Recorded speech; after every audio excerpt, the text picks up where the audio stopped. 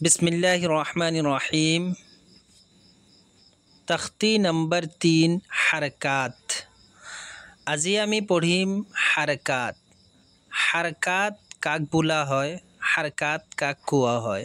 দ্বিতীয় নম্বৰতে হাৰকাতক কেনেকৈ পঢ়িব লাগে, শুদ্ধভাৱে কেনেকৈ উচ্চাৰণ কৰিব লাগে, যাতে আমি কোৰাণ পঢ়োঁতে শুদ্ধভাৱে কোৰাণ পঢ়িব পাৰোঁ।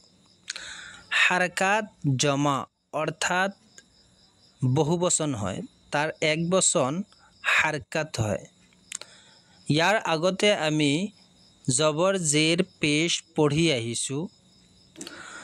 জবৰ এটা হৰকত, জেৰ এটা হৰকত, পেশ এটা হৰকত হয়। তিনিটাকে মিলাই হাৰকাত বুলি কোৱা হয়। দ্বিতীয় নম্বৰতে হাৰকাতক কেনেকৈ পঢ়িব লাগে।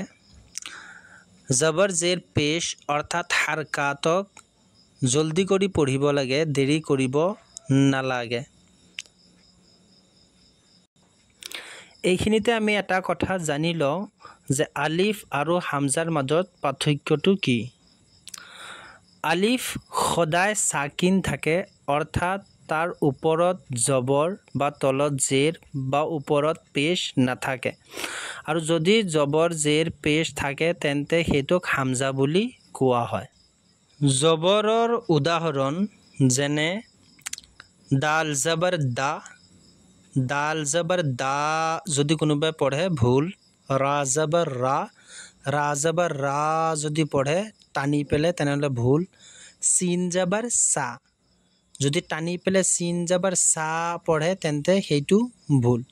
ইয়াৰ আগতে আমি এবাৰ বানান কৰি পঢ়িছিলোঁ, দ্বিতীয়বাৰ আমি ৰিডিঙত পঢ়িম।